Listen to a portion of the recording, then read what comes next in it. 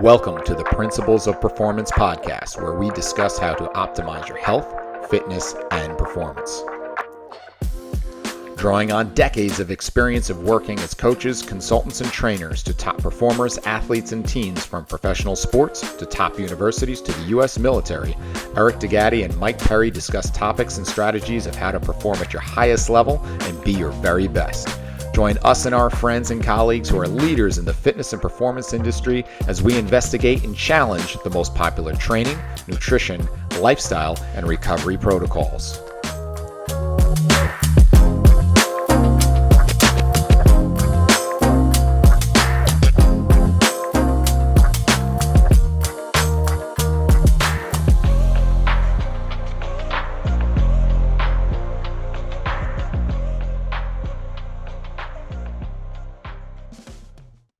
Hey everyone, real quick before we get the show started, I want to share with you something that we're really excited about. Mike and I launched Principles of Program Design just about 2 years ago. And since then, we've been working really hard on building more and more content. And we're finally ready to release some of that great new stuff. We're having a updated version of our original online foundations course where we've added 3 new bonus chapters. We've also updated our live course, and we're going to be doing that in April at Skill of Strength in Massachusetts. We also have 3 brand new online courses, including our exercise coach course, where we teach you our belt system of how we progress and regress and coach exercises, as well as group mastery, where Mike shares his systems for how he implements his successful group fitness training programs up at Skill of Strength, as well as something called Primed, where we teach you about programming warm-ups. And then in addition to that, we're also launching a virtual mentorship where we're going to work hands-on with a select handful of coaches and trainers working with you every week on how to develop the best systems and programs to build a successful career. And then in addition to that, we're putting together a free ebook as well as a supporting webinar where we're going to give you our top 10 tips to a successful career in the fitness industry. We're going to share with you our secrets and our systems that we use that have helped us open up our facilities, as well as speak around the world and work with some of the best athletes out there. And so to get more information on all of this, go to principleswebinar.com and you can find out about all the new and exciting stuff. Now, let's get started with the show. And away we go. Here we are with the Principles of Performance podcast. I'm your host, Eric DeGatti, along with my friend and co-host, Mike Perry, for episode number 71, Michael. We got a doozy today. This guy is we're probably not going to talk about anything other than shenanigans, movie quotes, and BS. But no, honestly, we've got a good one today. Jimmy's one of those guys that, he's the total package. I've never told you this, buddy, but this guy has the intellect. Luger? He's got the skill set, but at the same time, he's a normal dude. He's a good dude. And it's nice to see people that are normal, that are good guys, that are really good at what they do. And Jimmy's one of those guys. So we're excited to have him on board. Oh, thanks for having me, guys. Definitely. So let's give you a little background on Dr. Jimmy Yuan. He's treats some of the most elite athletes in the world. So elite, like he wouldn't even tell us some of the names, and it's just us before we even hit record. So that's how high level he is. He was a member of the treatment team for the 2018 Ryder Cup champions that was Team Europe. We met Jimmy because he's an instructor for functional movement systems for both FMS and SFMA. In addition to that, he also has a fellowship in medical acupuncture from the International Academy of Medical Acupuncture. Certified in Graston. He's a Titleist certified golf instructor, registered Trigenist. We got to explain what that is. And StrongFirst Team Leader.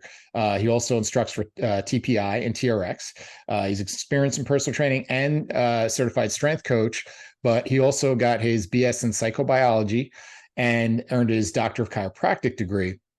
So that's where we kind of say he's the full package. He's got the full arsenal, and he's listed as in the Who's Who Worldwide Edition. He is the guy right here. Dr. Jim, welcome.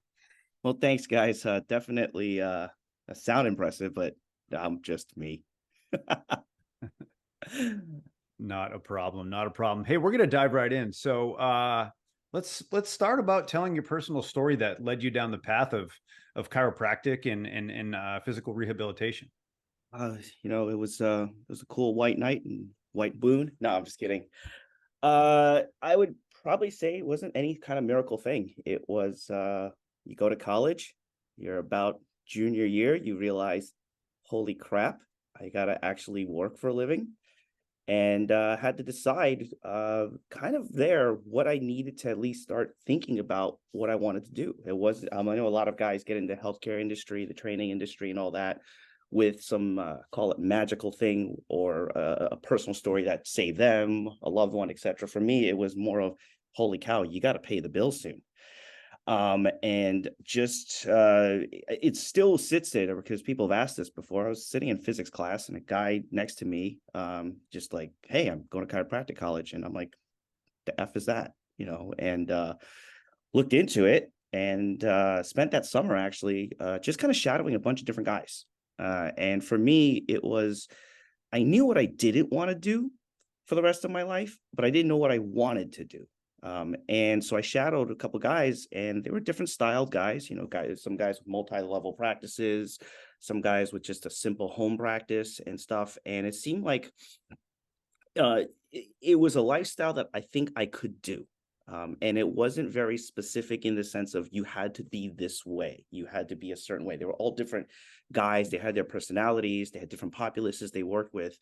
And it was much easier. So I said, looked at what the prerequisites were, and be quite blunt, I kind of had most of them.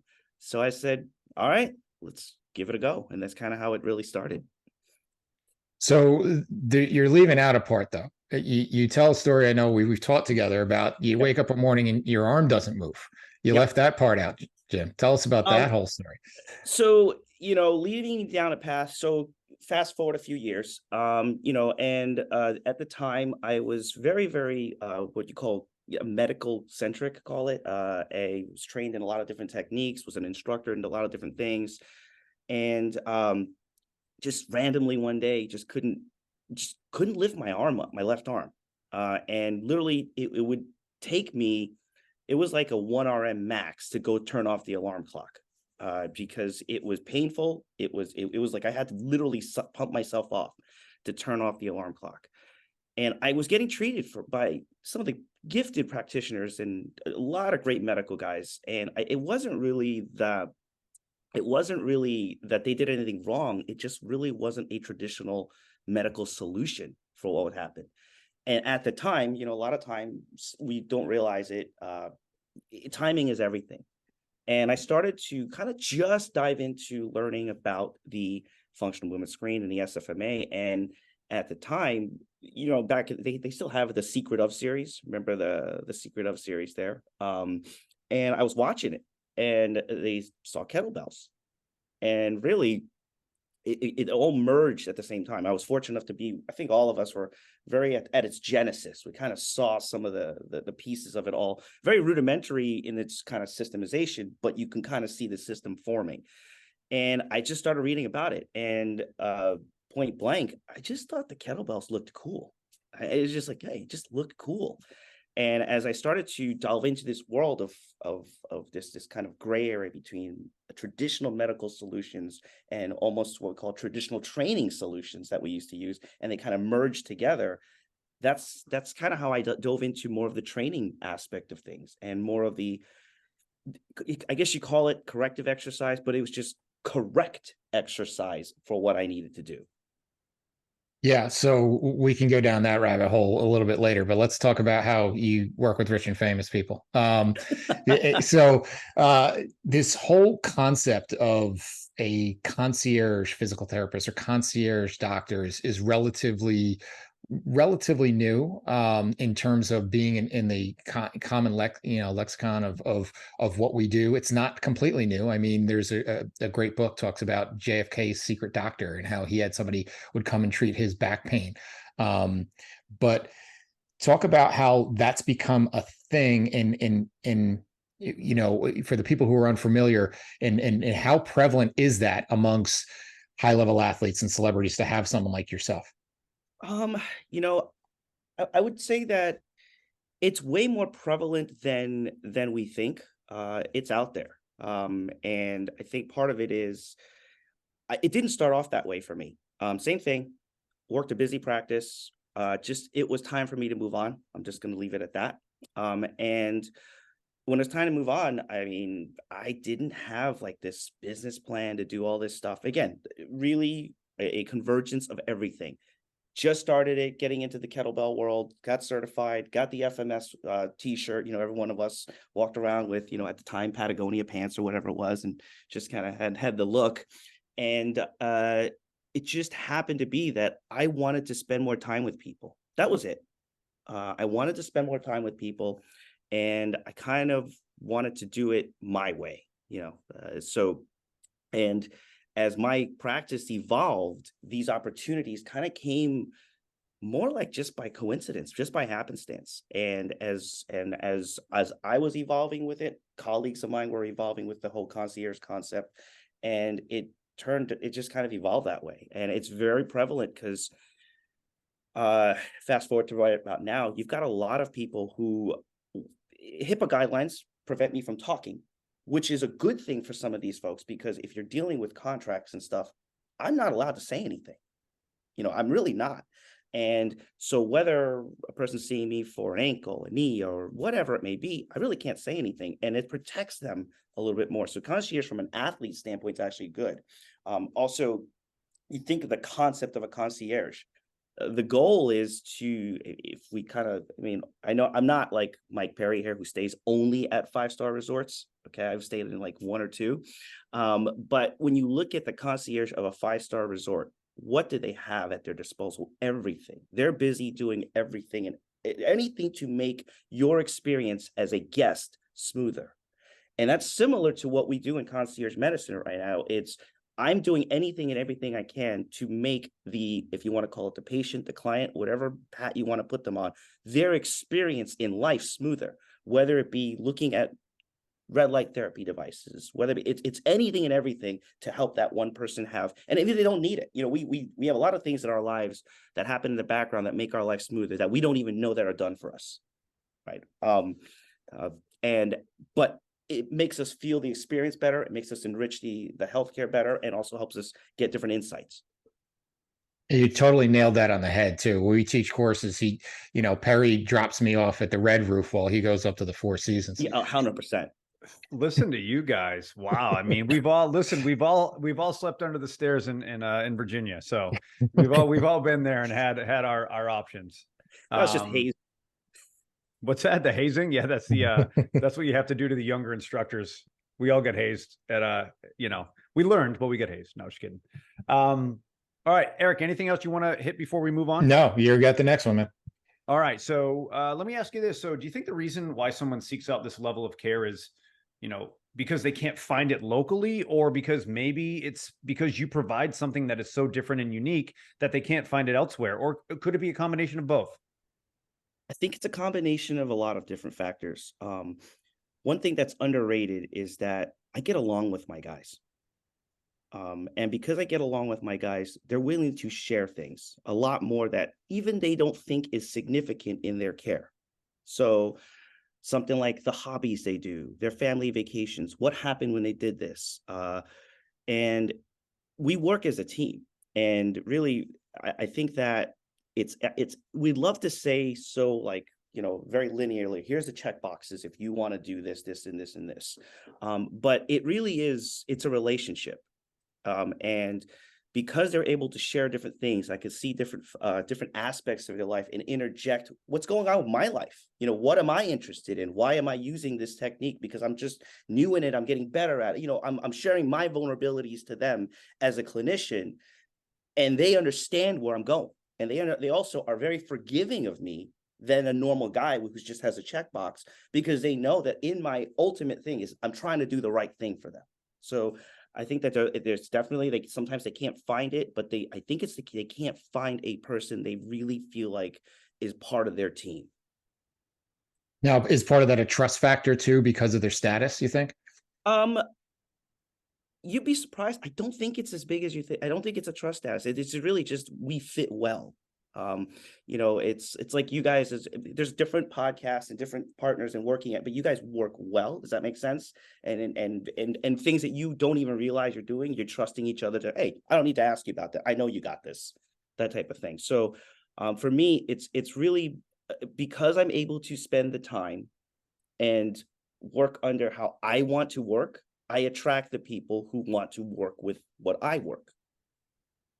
Now, why do you think the average clinician doesn't do this in-house? Do you think it's a skill set issue, or is it because just the model of how most, rehab businesses are set up in the reimbursement model doesn't allow for it? I can't say that for sure because I'd be speculating. Because every practice is different, every office is different, with how the setup is, and even all the business entities a little different. I could just speak for my previous experience working in a different office when I first did it. So I can only speak from my kind of old perspective. And that wasn't done for a couple of reasons. Number one, business-wise, it's not conducive until you are at a certain level to be able to spend with certain people. For example, so my concierge, I could be gone for, I apologize again, Eric, to you for how many times we've had to reschedule. But that's really what happens to me. I get, for lack of a simpler way to put it, I get bought for the day. Like my entire day is there. I get bought for, multiple days at a time, which my schedules all revolved around this 1 or 2, 3 people that bring me out as their concierge medical guy. It's not reproducible if you have a certain model where you have an assistant here, a receptionist here. What are you paying all these guys for then? It doesn't make any sense. So in my case, it was, I think you can do that. I don't believe it's skill set. I think that the skill set, if you want to look at kind of a side note, if anything, since the one thing that I kind of re-examined a little bit more during COVID, and is a lot of Netflix, like we all talked about. But I've really examined skill sets and I've eliminated certain things out of my skill set. Like, you know what? Let's put that one on the table a little bit. Let's take that away. I started taking things away and really focusing on what I could deliver with less. Can I get more with less skill set usage? We kind of tend to, and was I using a different skill or different technique because I wasn't proficient in the way I was utilizing this one? So if I took that away, now let's figure out how I can get better at it. So let's continue on with that. So what is your kind of litmus test to say, okay, what stays in the toolbox and what gets pulled out? Like, what are some of the markers that you're looking for? What are some of the realizations that you have, whether it be a method or a technique that says, you know what, I have a better way of doing this. I don't need this anymore, or I need to find something to fill this gap? First thing I do is this sounds like I'm, towing the company line, so to speak. But it's the truth. I bounce it off the results of the SFMA and FMS. Because once I use the word I already know it's somewhat subjective. So, is it really me or is it really this? Is there an issue that's revealing itself in whether the movement screen or the assessment medically? And I will utilize, it was kind of trial and error. I took a couple different things. For example, let's just say shoulder external rotation. I'm just pulling something out of my butt right now, right? And I would try different techniques that I would use to help with a specific, let's use range of motion, external rotation. And in doing so, I found out which one I could deliver the best result, which one I could deliver in a way that it was less taxing on me because like we talked about, we have to work with other people over and over and over again. And then kind of put it there. It's like, okay, last but not least, did I have a little fun doing it? Yeah, and the one thing I would also add is that we have to be careful for, because when someone hears this and they may say, okay, well, if that's the only framework, is whether it's the FMS or the SFMA or any battery of tests, is we have to be careful of that concept of Goodhart's law, is that once the test becomes the measure, then the test is no longer valid. If we're basically studying for the test, right? If we're just, if you try to get your grip strength up by just buying a Captain's Crush and squeezing the grip all the time, you're missing the point and the elegance of what the grip strength test tells us. So talk about how using the SFMA or the FMS or whatever things you look at, as far as just the concept of that test retest model of looking at, say, okay, I did this, I saw this, I did this intervention, and then I want to see how it changed a movement behavior or changed how you react to a certain some sort of influence. You pretty much summed it up. Test it, see how it looks. I do what I need to do, and then we retest it. And then, of course, how's it feel? How's it feel? I mean, we talk about feelings, it's not important. It's not objective. It is very important. How does it make you? How does it feel? Does it feel better? What else have you noticed? What I typically will do will also be some tests that I know that they actually absolutely blow away. They succeed at. It's what we call a functional normal, or what I call we call a 3 or a high 2, whatever you want to, let's kind of go with that. And I'll retest that one, because I want to make sure that whatever I did, I didn't screw up a weakness. I didn't screw up a strength too, or an asset towards their movement. No. So let me ask you this, right? I mean, you test, you retest, and a big part of what you do when you're doing this concierge thing is people need to trust you, right? I mean, people need to know that you are going to be sort of guiding them in the best direction. You talked about skill set, but before we kind of go on what a session looks like how important is it that they understand that the advice that you're giving them is not just going to help them move better, right? But you're probably giving them other types of advice as far as, hydration, nutrition, rest, recovery. I mean, that's probably a big part of the package, right? Absolutely. Working with some of my pro guys, we think of the mentality of a professional athlete. But I mean, listen, we are all professional athletes. We use our body. We got to get to work. We got to get home. We got to play with our kids. Try running around with a 3-year all day. I guarantee you, your HRV is going up. Like it's just crazy. So there's been times where I've just said to them, "You're beyond great. Go spend time for a week. Not a week, but this week you have to spend an hour with your mom or your dad or whatever, and just go have lunch. That's all you need. That's what you need today. Your brain is not where it needs to be. And it's not because you're not trying, not because you're not present and all that. It's just the human factor. We have to juggle all those pieces. So there's a lot of things that we work on. And I think the trust factor is very important, because they know that my heart's in the right place and my brain is in the right place, but I'm not afraid to say that didn't work, or this wasn't the solution for you.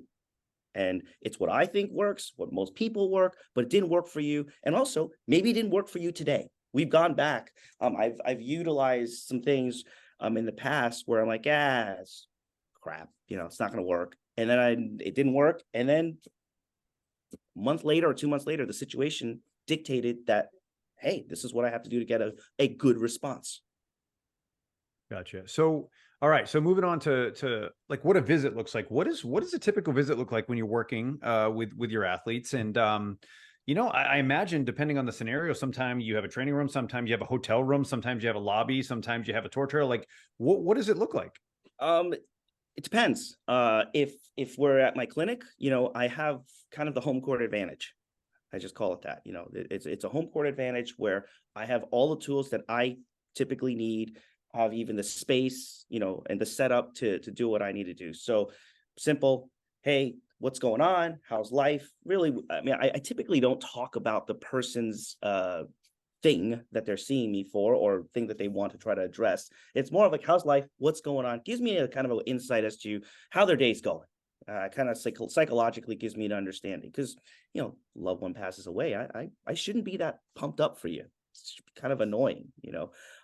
Just got to be sympathetic to the person, not just the athlete or the condition of that person. And then we'll do a quick little reassessment as to what are the cardinal things that we've always assessed. Like, hey, how, kind of like your typical checklist. Hey, is the engine good? Is the oil good? Is it all those things? Then we get right to the meat and bones of it. Typically in my own home office, it could be a combination of acupuncture, be some soft tissues, some chiro adjusting, finish off with some corrective, some breathing exercises if that's necessary. Also take a look at, hey, what do you got planned for tomorrow? Gives me an idea of how to bridge the gap into tomorrow. Hey, you're pitching tomorrow. Okay, we got to do a little different. We got to come out of a different avenue. Or hey, you're in your power cycle for, you're going to increase some more power work in the training room. Okay, we kind of want to jump in through here. We just did some work in your hip. Let me just check your hip hinge. Okay, great. Hip hinge looks good, but hey, we put a little weight in it. It's sloppy. What's going on? And we kind of do a little recheck through that. If I'm in a hotel room, it's get creative. I typically, travel and bring basically my clinic it's a check-in bag. My mom saw me at one of these side notes things. My mom saw me one time at a road thing, and she goes, "The hell are you? Some kind of diva? You got like 2 check-in bags?" And I'm like, "I have a duffel bag for my clothes. That's all my clinical stuff." And she's like, "Oh." He's like, "Yeah, because I just bring anything and everything that I could under the sun that I feel like could fit in those bags." And then from there at a hotel room, because you don't know what kind you get. Again, 5-star Mike Perry room, you get everything. You could call, the butler. I mean, maybe 2 for you. I don't know. I actually don't even allow them to speak to me. I Exactly. actually have No someone direct eye that contact. they report to someone else when I'm in the penthouse. So I'm actually no one's even allowed to look at me without permission. So it's very similar to Michael Jackson's children back in the day. It's just it's confusing. Pedals on the floor for you to walk on. Well, I was allergic to those. Yeah. So you didn't realize. So that's why you're no longer in part of the circle of trust here. Hey, everybody, a quick break in the action here. Hope you're enjoying the show and we appreciate you listening. We're working hard to bring you the highest quality content and best guests every single week. So if you could do us a big favor and go and like and subscribe to the show on whatever platform you get your podcasts on, it would be greatly appreciated. Be sure to listen at the end of the show also to find out where you can find out more information about our courses, as well as a special discount code for all our listeners. Thanks again, and let's get back to the show. But yeah, you bring everything, and you get really creative, because, for example, we love to use an AirX pad. Great tool. I think it's great thickness, all that stuff, yada, yada, yada. Waste of space in a check-in bag. That's the problem, right? So what I wound up doing is I use pillows. I start looking at the pillows, and I've taken pillows that I've used from the waiting room, like the reception, because the sofa pillows are a little thicker and they're a little firmer. So I've used everything to try to get there. True to my Asian Chinese roots, I bootleg the heck out of stuff. So the one question I have, I want to go back to the timing thing, because I think there's a lot of gold in there, but also talk about that the people aren't seeing you for this type of service, or really anyone who has your role. They're not seeing you just because they're hurt. Right. This is about performance just as much as it is, hey, I got a tweak or I got an injury I'm working through. Yeah. Timing, it's a loaded question. Like, are we looking in a month? Are we looking in a season? Are we looking 15 years, into a career, how we want to do that? They're seeing me for all types of things that were, we tag the saying is number one predictor of injury is previous injury. So a lot of times it's my job to check under the hood I can't guarantee I can prevent anything, but let's just make sure that it's up to the standard that we know that your body can achieve, and go from there. All right, so let's dive into the timing of it. So when your intervention strategies, how it might look different if you're doing it pre-game, night before the game, versus post-game, 2 days after the game type of thing. Especially, I know you have some pitchers or something like that, or if you have a golfer that before the match, or if they have 3 days, how that might change over that, and then how it might on the more macro level, how it may look a little different for a baseball player coming to you now in November versus one coming to you in August. So I guess it's a lot to unpack, but let's try to unpack it the best we can. Let's use the scenario of a golfer. If golfer comes in, and I actually say this even with non-professional high-level golfers, but even non-professional golfers that are not high-end, but they have an important tournament to them. Like it's just, I want to kick my buddy's butt, 2 weeks from now, whatever it may be. So the first thing usually I have to figure out is how important in that moment is that event. For example, let's use professional golf. You got 4 majors, which are typically the most, what I call the North Star of a season, right? And the FedEx Cup. You kind of put those blocks together. So if I find something that I have to really change within that, I try not to make the changes before these major blocks. I call them red light events. The world stops for that stuff, right? Their world stops for those types of things. And then they have other, what I call, okay, I don't want to make major changes, because what happens? You're changing the car right before they're going through something major. Very difficult. Now let's go even further into that. Thursdays and Fridays, typically, we don't get to control the tee times. Your player doesn't. It's not like you and I call in, well, actually it's Perry. When he calls, he gets whatever he wants, right? But I mean, it's like that at his house, I'm sure. But for example, they'll have what I call an early tee time and a late tee time. So let's say Thursday is a 7:30 a.m. tee time. It's not like you or I or anybody, we roll up, trunk slam, go out there. Those guys are there probably around 6:30 at a minimum to get ready for their 7:30 tee time, at a minimum. Some guys a little bit, because it's so early, they may take that. But that means they're up at what? Probably 4:30, depending on rituals. The next day they have a later tee time. So the night before, for example, on an early tee time or an early event, I'm on much more passive type of stuff.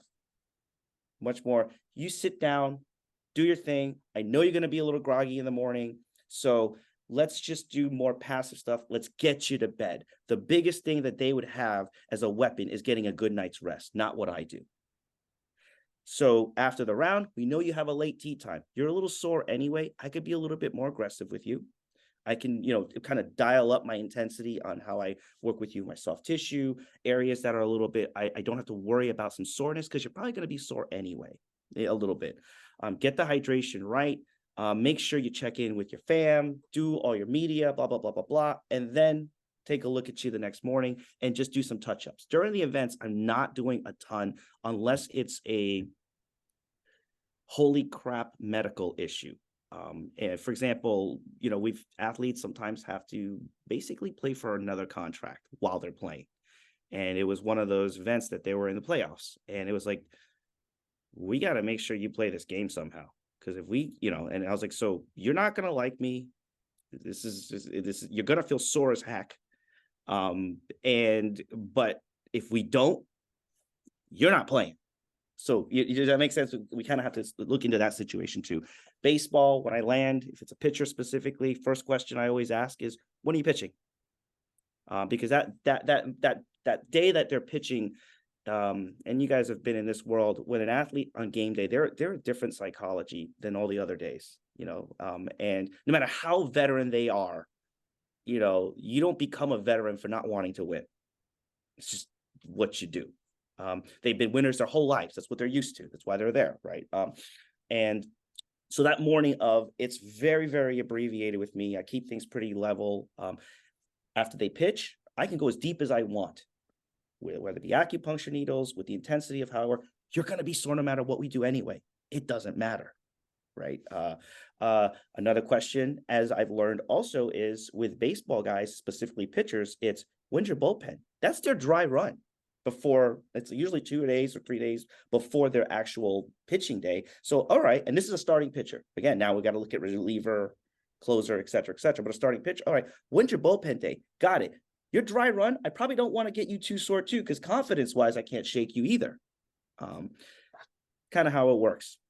So I have two follow-ups to that. So let's start, you left off with the confidence piece, and we have to be careful in what we do about delivering too much information. And like, even when we've taught for FMS in the past, is like, we have to explain that any words that you and I would use, if we were sharing a patient, Jim, we're not sharing with that patient about talking about dysfunction, imbalance, all that type of stuff, because even to the extreme is, and this was kind of ridiculous, but I had one team, an NFL team, that I went down and worked with their training staff. And then when I followed up with them, they said, our head coach doesn't want to do any type of testing. And I said, why? He said, well, because he doesn't want his guys to be told that there's anything wrong with them. Yeah, now, you don't tell Superman cape, but you don't tell them that the cape has a hole in it either. Yeah, but at the same time, like, isn't that what coaching is? Don't you watch film? Like, you tell them at some point they did something wrong. But there is a crossover, like you're saying. Like, you don't tell a starting pitcher on game day when he's about to take the ball that you're not 100%. They know if they're not 100%. Yeah. I mean, it's at that moment in time on game day, they are a superhero. That is the mentality. They are a superhero, and we just got to make sure that they know when they're not well, and they know that listen, this is the what's that movie, The Rookie, where the guy throws and goes, this is gonna hurt. Yeah. I mean, they know when, okay, I'm pushing the car through that finish line and it's going to crash and burn, but it's specifically for a reason. And that's kind of where you have to be careful with that. You know, the world, I think that we see with all three of us that we've been blessed to work with a lot of gifted athletes, The one thing that I always tell people with our industry is that, are you willing to take the blame when it doesn't work well? Well, that also is a two-sided coin too, because as soon as guys start getting hurt, it's like, everybody calls up the radio station and says, fire the training staff, right? Well, you don't realize that guy didn't even work with the training staff. He has his own, you know what I'm saying? That's what they don't get. What I asked. Or the guy didn't, or the guy worked the training staff and he didn't do anything. Like, when they say, oh, this doesn't work, or that those guys stink. Well, I tell you what, that guy came in and I gave him things to do to work on and try to help him. Or every time he was supposed to see me, he blew me off. Right. I can't, there's a human being at the end of all this. Yep. And hence, I think the trust factor, again, we go back to it, is that the athlete won't blame you specifically if they trust that you're doing everything under your power. It doesn't change. It doesn't mean that they're going to not blame you or any of that type of stuff, but it's less likely, I think is a better way to put it, that this isn't a guy. We have to look beyond the spreadsheet. We have to look beyond the score sheet, because there's details in that type of stuff. So I have two more, Perry, before I trade it back to you. One is I actually had this discussion with a pro pitcher that I work with, because we would do, when he would come in for a session, not all that different from what you're saying. We would do a quick, screen to kind of look at how you're moving. Can you touch your toes? Can you extend? Can you rotate? Type of idea. And then if we found something that was, there was a little, there was a little hitch somewhere, or a little, hesitation somewhere. Okay, let's dive in a little further. And then we'd say, okay, well, let's, you're a little hesitant going to your right in your rotation. Let's break that out. Okay, it looks like it's coming from your T-spine. Let's do some T-spine rotational work. Let's get you back up on your feet, retest, boom, that's all clear. And so I asked him point blank, I said, if I was in your locker room, and did that with each player or whoever before, when you first arrived on game day, how much do you think it would impact injuries? And he was funny because he turned to me and he said, 33%. I go, what do you mean 33%? How do you land on that so fast? He goes, well, look, a third of the time I feel awesome. So if you came up to me on that day, I'm going to tell you to go screw yourself. Like, go away from me. Don't talk to me, because I feel great. I don't want you to screw it up. A third of the time, I feel like absolute garbage, right? And a third of the time, I don't feel right, but I don't know what it is. So if you could take me those times and get me to feel great, or if you could take me the times that I feel like garbage and get me to at least feel okay, 30%, there's 33% of the time, because every time I've gotten hurt, it's when I feel like garbage and I fight myself through it. No, that's great. Yeah, it's a great way of putting it. So now the next piece is that something that you kind of glossed over quickly, but it's worth revisiting, is to that point is realizing how much we try to tweak the closer we are to competition.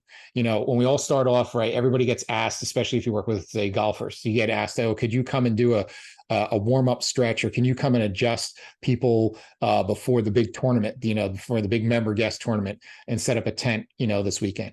And if you want to screw up people's golf games really good, completely change their movement 10 minutes before they hit the first tee box, because now they're going out and doing a very highly skilled activity with a completely different body and a completely tweaked nervous system, thanks to what you did. Yeah. And it's so, again, that's why I think it's important that they're not wrong in trying to increase ranges of motion and getting them to have a little more mobility. But that's really treating to the score sheet or treating to the spreadsheet. Like we have to look beyond that. And one of the things that to work in the industry that we do, it takes a lot of balls. Okay. And the reason I say that is, are you willing to cost that athlete X millions of dollars if you don't get this right on a contract year, or if you don't get this right on this big game in this big stage where everyone's there, or you're willing to do that before the big game for this kid who has a college scholarship with the scouts showing up that day? So the tweaks, you better be sure that they're going, and there's no guarantees, but you're going to have to if you're going to make these tweaks. So I want low risk, high yield tweaks, and I want them to be very, very minimal, where the athlete doesn't feel like, if I'm not wrapped in bubble wrap, this tweak will lose itself. So, with that being said, it's multifactorial, right? You look at all of the stuff that we do and all the decisions that we make. And, I always think back again about just like the communication, obviously, with everybody, with the coach, with the entire system. Like, how important is the communication process in every step of sort of what they're going through, whether that's their family, whether it's their kids, whether it's the other medical staff? I imagine when you're going in as this concierge guy, right? And maybe you're working with a team per se that maybe doesn't want you to be the concierge guy. Yeah, I kind of think about like some of the stuff that happened at the New England Patriots when, Brady was there and he brought his guy. Like, how important is it to communicate with the staff and with those individuals to make sure that, look, at the end of the day, you're there for them and you're not trying to take anyone else's job or do the job of anyone else? I keep it as open as I can. What they choose to do with it is up to them. But I also try to be respectful, because I have to consider that during, let's just say, a season for baseball, football, etc. You're at that point in time, I am not the one spending the most time with these guys, because they're on the road with their team, they're on the road. So really, I've talked with a couple training staffs, and I said, okay, what do you typically want to do in that for him? Okay, got it. So even when they come in and assess me during the off season, I'm thinking, okay, how do I help this training staff's life be easier? I'm concierging two people at the same time, the training staff because if I give an athlete that can actually do the things that they want to do and their headache is easy, guess what they're going to go? You know what? I don't need to know what they're doing. They're making my life easy. You keep going seeing Yuan. That's kind of how I concierge the staff, actually, to try to make sure that their lives are easier. I do touch base with loved ones. Psychologically, I understand, but not that the athlete sometimes wants to hide anything, but it may be something that they just forgot, to mention. I mean, we talk about taking a thorough history and, oh, you missed it in your history. No, the guy just forgot to tell me, just like, can we remember every injury we've had? I mean, it's difficult, or heck, we've had bruises. We're like, what did I do? What the heck did I do? Or, the old man thing, shoot, I got hurt sleeping, like that type of stuff. So yeah, the communication has to be open. And it has to be, that's why I think it's really hard to maintain this with a super high volume of people that do this. Meaning if I were to see, thousands and thousands of people in this particular model, I couldn't do it. I couldn't keep track of the communications.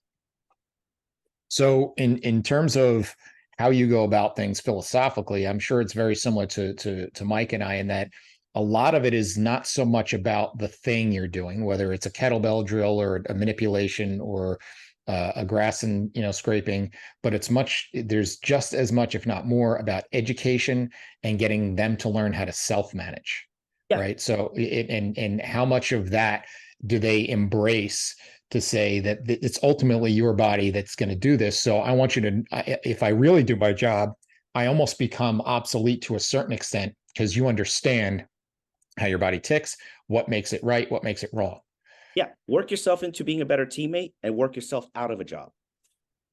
Yeah. Awesome. And now let's kind of shift gears a little bit and just kind of talk about some of the tendencies that you may see, for whether it's certain dysfunctions or pathologies that may tie to certain sports, versus just commonalities you see that tie back to basic human function. It doesn't matter if they're a golfer or a starting pitcher. One of the top tendencies in sports in general is these guys, they don't sleep well. Partially because when they get back home, a lot of them obviously have family things, but their escape has been video games. I mean, if you've seen enough people, that they travel with their laptops, the whole shebang and all that kind of stuff, right? So the tendency right now is that they don't sleep well. And, we can, shame on you type of thing, but this is an enormous pressure for a lot of these guys. This is enormous pressure. It's pressure when they win because the next one comes up. It's pressure when they lose because they've always been the man, and it's pressure from an earner standpoint. They are the source of income for their families, and we can say all the things you want to say, but that's their escape. So the sleeping and the video games has been tough.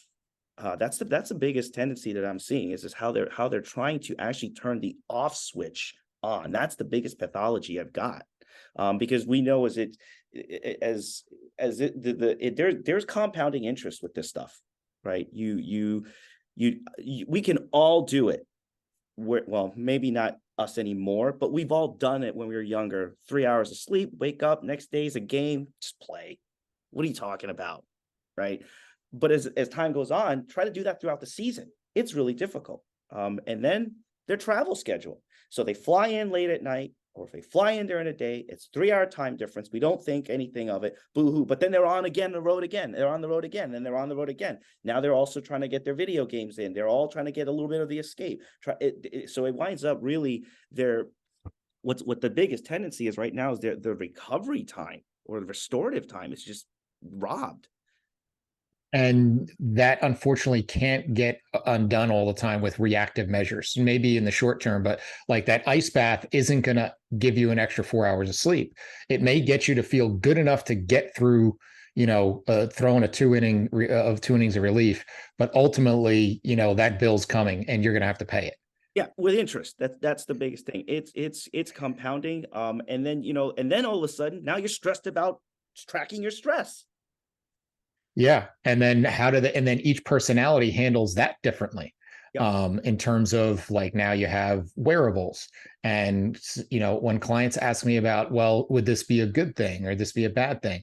Well, if I have a client who's been neurotic about their sleep and has had sleep issues for as long as I've known them, for 10 years plus, and they ask me about an Oura ring, I'm gonna say, no, I don't want you getting one, because it's not gonna.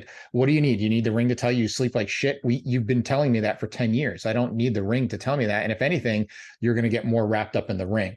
Right. So it's very important and going back to the whole communication things of kind of the stuff that we share and kind of stuff that we maybe know, but we're not necessarily sharing with them.